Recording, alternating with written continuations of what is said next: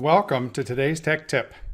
In this video, I'll show you how to turn on email notifications for when someone submits a Google form. Let's get started. After your form is created, you're going to create a spreadsheet that accepts the responses for the form. Select the Response tab and click on the green box with the white cross. Google will give you the option to create a new spreadsheet. Go ahead and create a new spreadsheet for your form, and this will be the Google spreadsheet that collects all of the form submissions. To turn on the email notifications, select the Tools tab and click on Notification Rules option. Here you have a couple of choices. Either notify me if any changes are made or if user submits a form. You should select the second option. Also, you will need to select whether to get an email summary at the end of the day or a notification for each submission. For this example, I'll choose Email Right Away.